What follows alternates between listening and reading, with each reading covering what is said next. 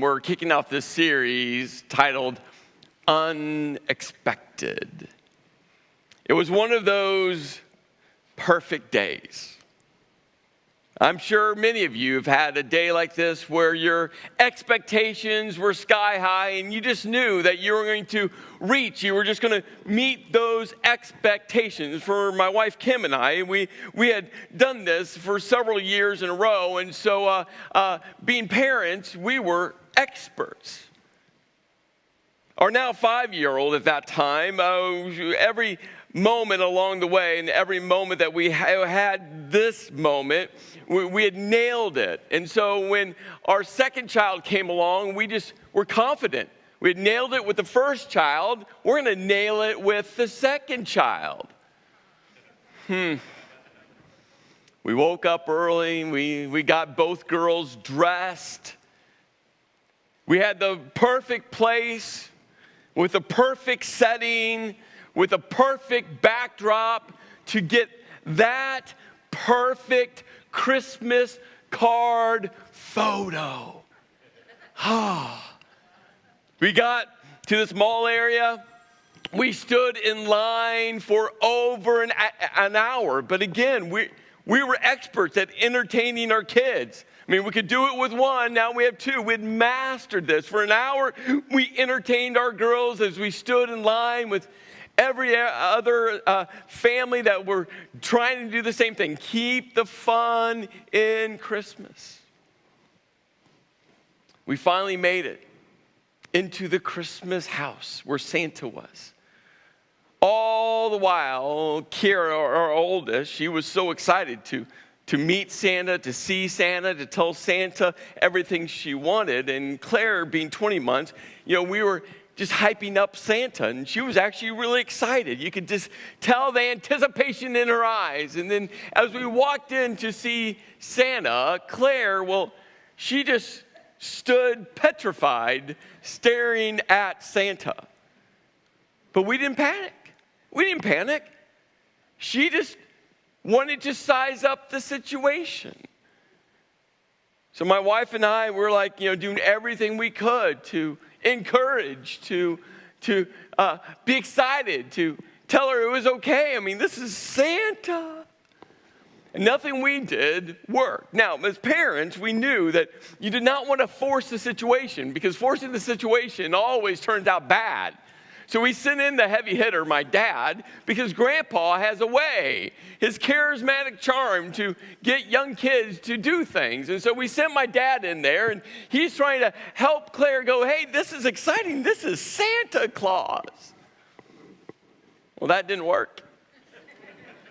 So we went to the last resort. The last resort, I looked at my wife, and I said, Kim, your mom, you have a way of getting kids to do anything. And so Kim picked up Claire, and you can see her there in the corner. She's kind of on the couch, kind of trying to lean out of the picture, trying to place Claire towards Santa's lap. And Claire is still sizing up Santa.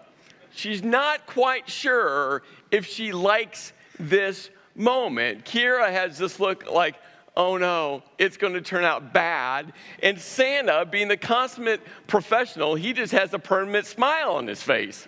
He's like, I've been there, done this. This is not going to turn out well, but I'm just going to smile. And our goal was one perfect picture for our Christmas cards. This moment, I still had hope. And then it happened. Me being the encouraging, supportive dad, I just stood back and snapped as many pictures as I could, thinking that one day, just maybe, I'll pull these back out. Kira's like, get me out of here. Santa is still smiling. He doesn't care. He has this permanent smile. And my wife has that mom smile. Moms, you know that smile. Outwardly, you're like, everything's okay. Inwardly, you're like, find me a hole to crawl into, right? I mean, nothing was going to stop Claire. She was imposing her will on this moment. By the time it was all done, we did get our Christmas card photo. We paid really good money for this photo. we got home and we realized there's no way we could use this Christmas card photo. So we were like, well, hey, last month we were at Disneyland and we snapped some photos. So we ended up using this one for our Christmas card. And what was hilarious, we sent those out to, hundreds and hundreds of people, and no one knew the real story behind our 2007 Christmas card photo, right? We had expectations, and then the unexpected happened. And you know what's amazing is in the Christmas story is filled with unexpected moments. Jesus, this baby comes into the world. The Messiah comes into the world as a baby. His hometown is this overlooked, insignificant, undervalued place. I mean, no one wanted to live there. He came into this world, under scandal. Small town, when scandal erupts, it goes everywhere. And a teenage girl that's pregnant, and she's telling this tall tale about it. Really, I'm still a virgin.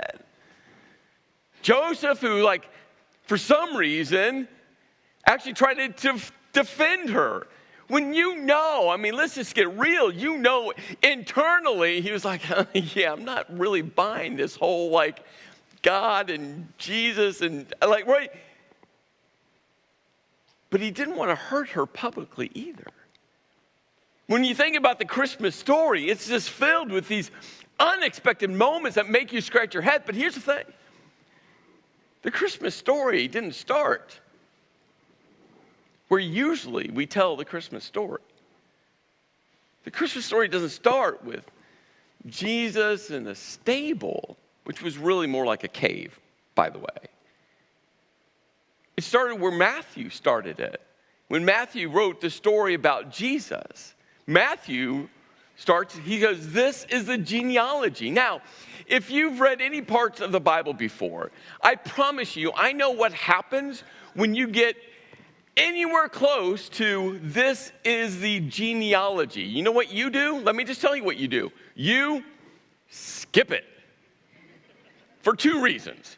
One is we can't pronounce any of the names in the list of the genealogy, right?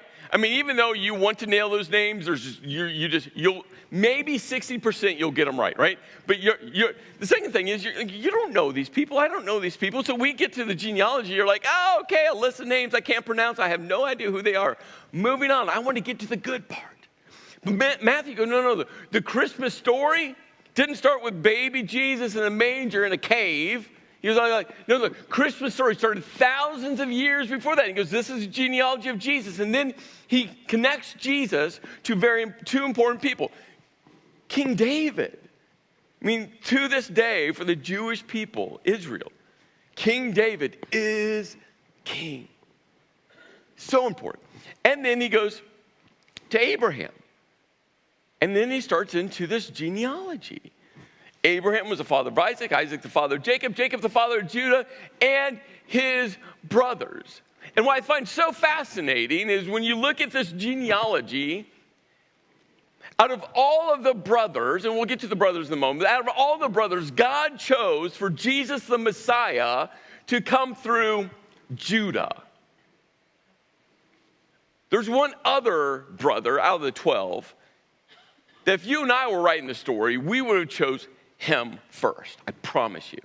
We'll get to that in a moment. But we have to first kind of look at Jacob.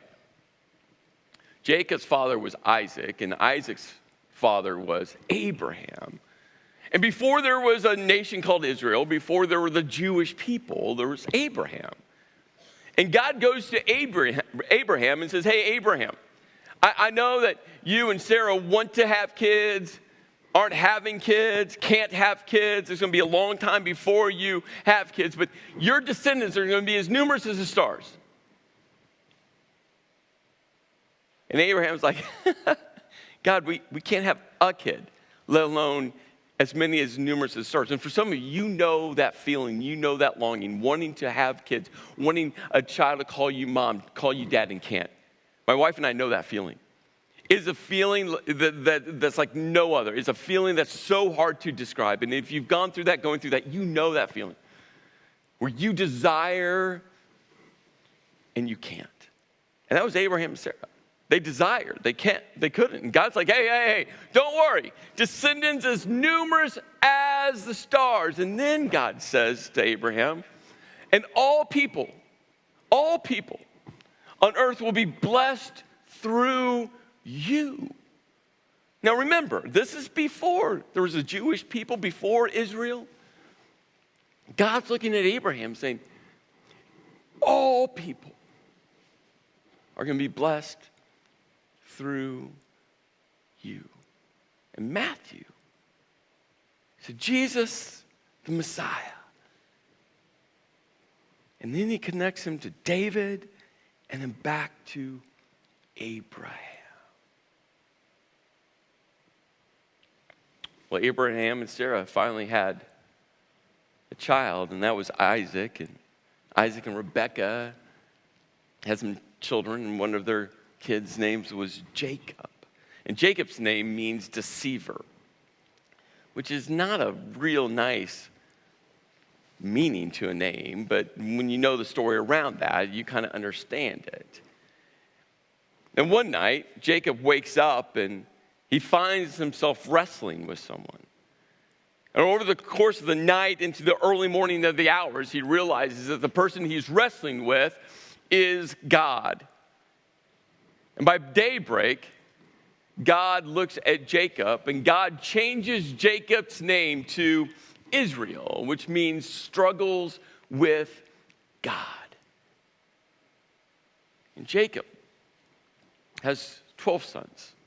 Those 12 sons become the 12 tribes of Israel. And out of all 12 of these sons, we know very little about 10 of them. We know a whole bunch about one, and we know way too much about another one that we probably shouldn't know what we know about. And that one is Judah. Now, we'll look more at Judah's story today, but there's a couple important pieces I just want to highlight. First of all, Judah and the tribe of Judah actually had the very last king of Israel. And that very last king of Israel, God makes a promise to that king that on the surface level looks like God went against another one of his promises. But we're going to look more about that in part 3 of this series. But it's important to understand that there is a promise, and on the surface it looks like God goes against another promise, but he doesn't, because God does the unexpected.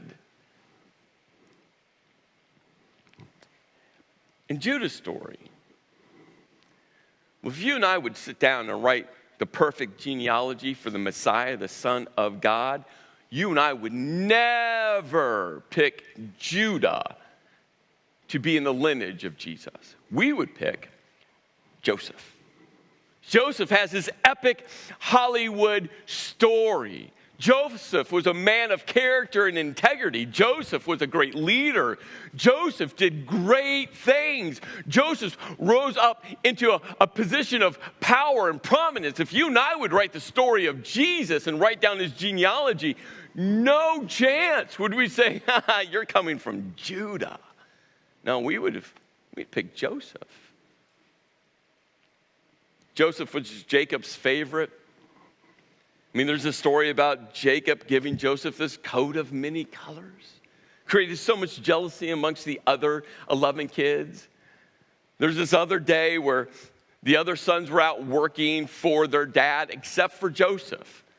Joseph was his dad's favorite. Joseph was left behind to hang out with dad while the other brothers were out working and working and working. And Jacob looks at Joseph and says, hey, why don't you go check in with your brothers, see how they are doing. And so Joseph goes out to check on his brothers. When they see him a long distance off, you know what they decided to do? They decided to kill him. So when they got there, they grabbed Joseph and they threw him down into a cistern, into a well. And what did they do after that moment, after they threw him down into the well? What any good sibling group would do. They ate lunch. And I think, in kind of a sick way, I think this is a hilarious scene. Minus them killing their brother part, right? He's in the cistern, he's in the well, still alive, and they're sitting down having a picnic. And if you were Joseph in the well, what would you be doing? Just sitting there quiet? No. you'd be screaming, you would be pleading, you would be begging, you would be trying to convince him, right? Like, he had to be vocal. Like, we don't know that for a fact. I'm just saying, if you were in the cistern and your brothers were having a lunch, you would be trying to do everything that you could to save your life. And they're eating lunch while he's down there screaming, pleading, begging, convincing them not to kill him. And as they're eating lunch, they look off, and guess what they see? They see this caravan coming.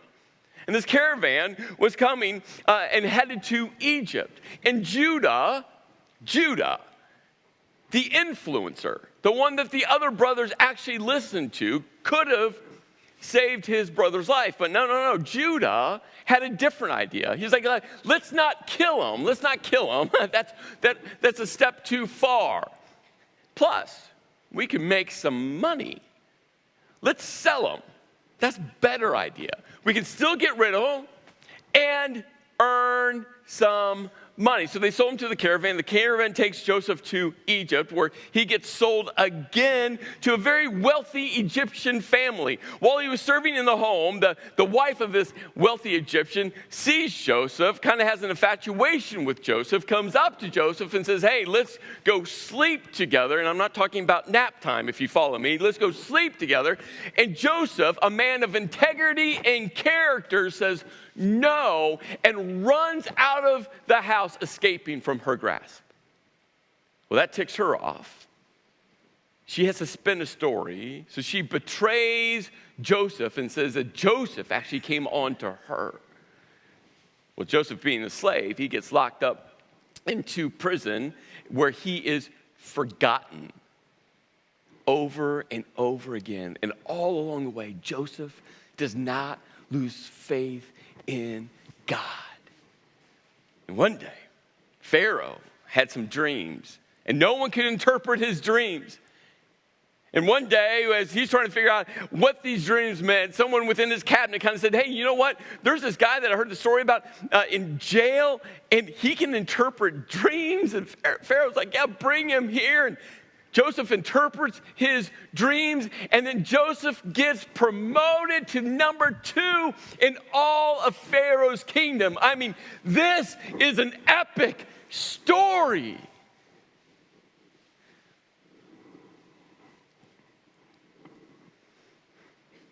And all of this happened over a 20-year period of time. But it doesn't end there. You see, the dream that Joseph interpreted came true. Famine did come to the land. And because of his leadership, his ability, his character, Egypt had storehouses of food. And so one day, Joseph's entire family comes because they need food. They don't know he's alive. But when Joseph sees them, he knows who they are. And Joseph could have got revenge. Wouldn't you want to get revenge? Yeah. But you know what Joseph does? He saves him. But God didn't choose Joseph. Get this. God didn't choose Joseph to be in the genealogy of Jesus, the Messiah, the Savior of the world. No. God chose Judah. See, during that 20-plus year time period, while Joseph was in slavery and locked up in prison, Judah just went on with life. I mean, just kind of forgetting that all of that happened. Family reunions, everyone got together. I mean, poor Jacob just thinks that his son is dead. But Judah and the rest of the boys, they knew the story. Every time Joseph's birthday came around, could you imagine the guilt? Oh, we miss him. We wish he was here. Every time Judah looked at his dad in the eyes, knowing what he did, Judah just went on with life. He got married. He had 3 sons. And when his oldest son got old enough to get married, Well, Judah went out to find the perfect woman for him. So he found Tamar, and they fell in, well, I would hate to say fell in love because they were kind of forced into marriage, a little awkward, but it was common back then. So they married each other, and well, the oldest son does something. We don't know what that something is. He does something to anger God, and he dies. Done. Well, the custom back then is when the older brother dies, the next brother in line had to marry his wife. So Tamar goes to marry boy number 2, which I think that first conversation is a little awkward. If you have siblings, it's like, how do you shake each other's hand? I don't know. But they fall in love, and he does something that ticks off God. And here's the thing. He ticks off God, he dies, and we actually know what he did. Now, I would tell you what he did, but it's rated NC-17. You don't want me to say what he did in church. You would get really upset with me if I actually told the story of what he did. And now many of you are going, I want to know. I'm curious. You should go read the Bible. It's in there. I'm just warning you. When you go read it, you can't get mad at me because it's the Bible. It's in there. I'm just not going to tell you what he did. Now, one preface, because some of you are really curious right now. One preface on that. If you go read that story, again, you can't get mad at me. It's the Bible, right? When you go read it, this is important. There's been some bad theology around this one story. And the bad theology is people have wrapped action around what happened, and it has nothing to do with the action. It has everything to do with disobedience to what God asked him to do. If you read the story, that will all make sense. And again, do not email me complaining. It's in the Bible. So what happens now, Judah, instead of blaming his 2 boys from disobeying God, he blames Tamar. He's like, it's her fault, not their fault. And so custom said that, guess what? She had to marry the next boy in line. But Judah's like, well, she's already married 2 of my boys, and they're both dead. I got to come up with a different plan. So he says to Tamar, hey, Tamar, you can marry him, but not yet. He's too young. You got to wait. So he tells her, you got to go home to your father, dress like a widow, and when he comes of age, then I will call for you, and then you can marry him. But Judah had no plans of that happening. Judah had no plans of ever having Tamar marry him. Well, Judah's wife dies. Tamar realizes that she's never going to marry his youngest son. So Tamar takes the entire situation in her own hands. She takes off her widow's clothing. She dressed all provocatively. She hears that Judah was traveling from one city to another city, and so she lays out her plan that she was going to go sit at the edge of the city in hopes to entice Judah. So she sits there and waits. And then he arrives. And when Judah arrives to the city, he sees this woman with her face covered, dressed all provocatively, and he walks up to her and he says, come, let me sleep with you. And again, some of you are like, is this in the Bible? You should read the Bible. And he goes, I want to sleep with you. And how do you think Tamar responds? She goes, what will you give me? She's like, I want to get paid if this transaction is going to happen.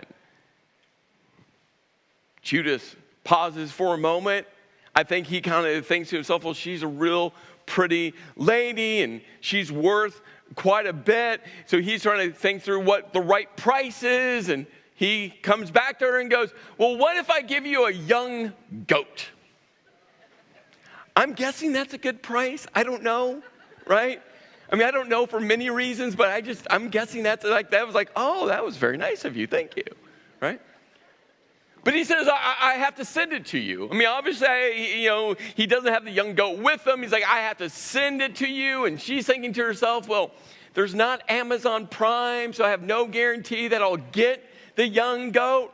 So she's being smart. She's like, I'm not gonna exchange and then let you go. Like, I want some proof, right? So she says to him, well, you got to give me something as a pledge. You got to give me something. And he says, well, what do you want as a pledge? And she goes, I want your seal and cord and your staff. The seal, it was a seal with a cord that they wore around their neck. It was a signature of who he was. And the staff was a symbol of power.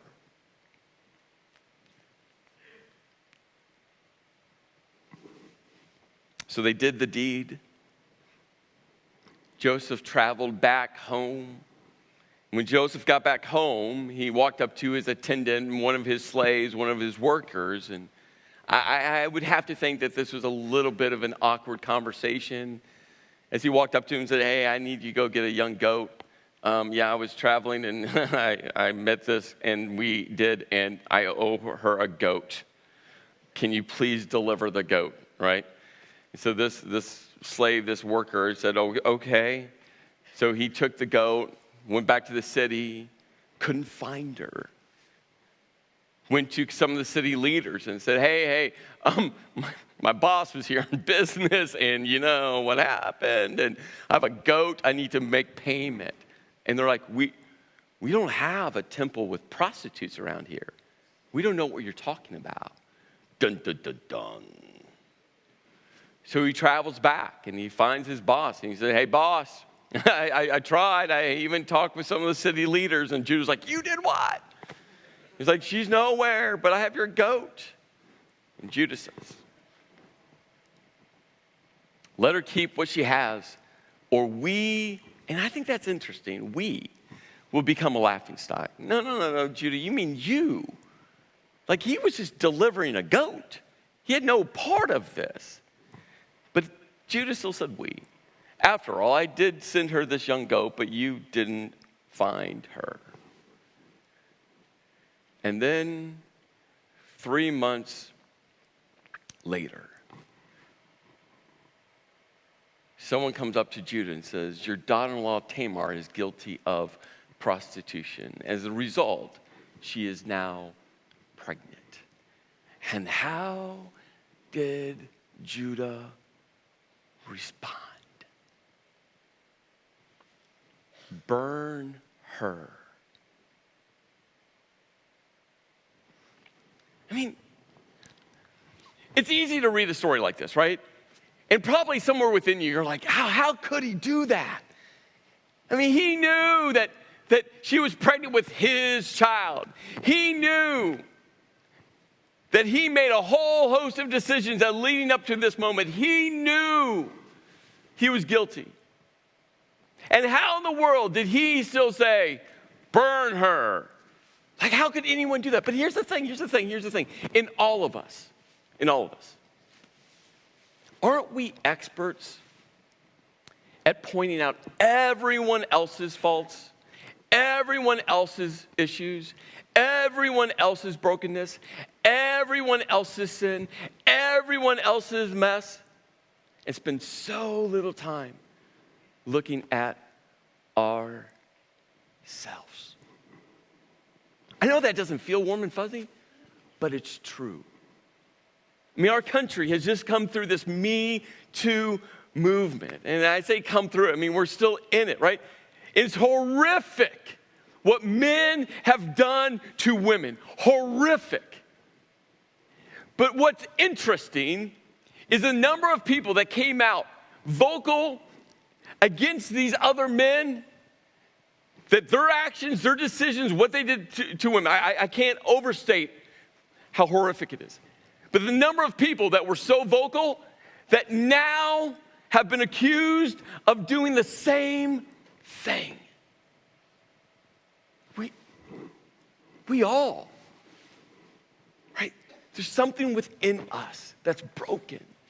And we're so quick, we're so fast to point the finger at everyone else and fail to look at ourselves in the mirror.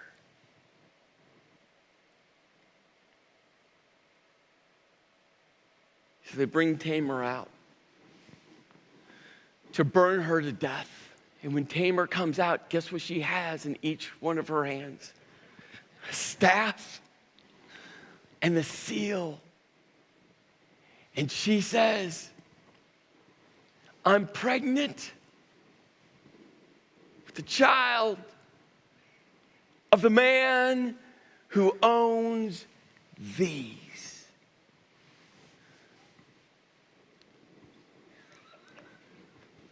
Oops. And Judah says, she is more righteous than I. Now, there's a comma here, which is important. Because if we put a period there and just read it, she is more righteous than I, it'd be difficult to go, really? I mean, Tamar has, right? She had something to do with this entire storyline. I mean, she did concoct this plan. She did get dressed all provocatively. She did lure Judah in. She did work on an arrangement where she would get a young goat, a really good price, I guess, right? She worked on this whole plan to say, well, what if he doesn't give me your seal and stuff? She, more righteous, but there's a comma here. There's not a period. And Judah gets to something so important. Because Judah goes, no, she's more righteous than I, since I wouldn't give her to my son, Shelah.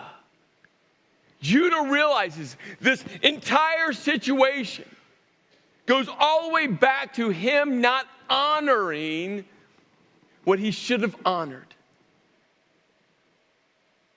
You see, so many of us would have still just sat there and said, yeah, but Tamar, I mean, she got dressed like that. But, yeah, I know I own part of my stuff, but do you see how she was sitting on the edge of the road?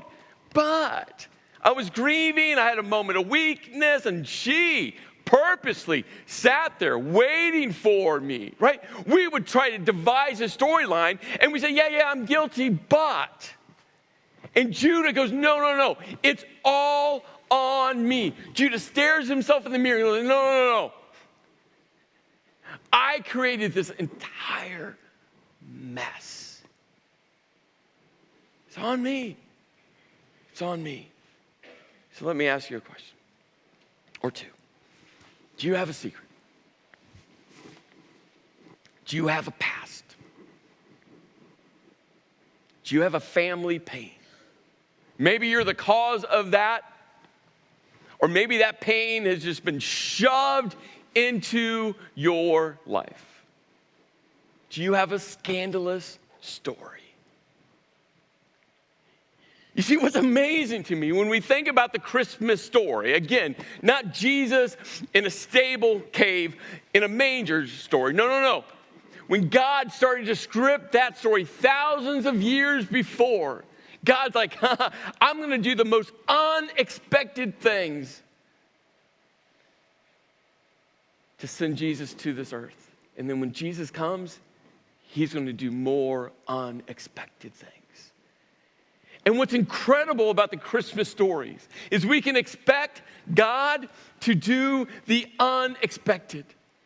And you need to expect God to do the unexpected into your life. Even if your past is your past, even if there's scandal in your past, even if there's pain in your past, even if you've done a whole list of things that you don't want to look in the mirror, but you need to look in the mirror to face your past so that there's healing that can come to it so you can move forward. Here's the beautiful part of the Christmas story.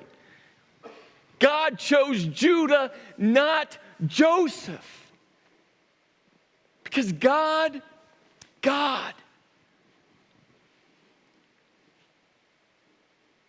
qualifies the unqualified. It's God that does that, not you. If you're trying to be good enough for God, I'm just telling you, never. But the beauty of the Christmas story is God saying, I'm going to choose Judah, not Joseph.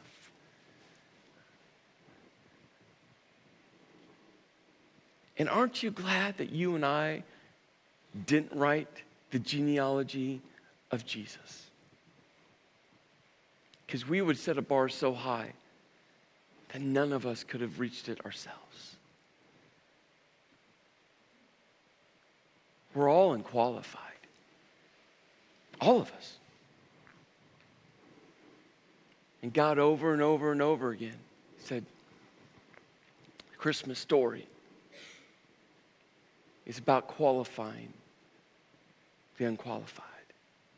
This is a genealogy of Jesus. Judah, the father of Perez and Zerah. Oh, they had twins, whose mother was Tamar. Perez, the father of Hezron. Hezron, the father of Ram. Ram, the father of Amminadab. I nailed that. Amminadab, the father of Nahshon. Nahshon, the father of Solomon. Solomon, the father of Boaz, whose mother was Rahab, who was a prostitute.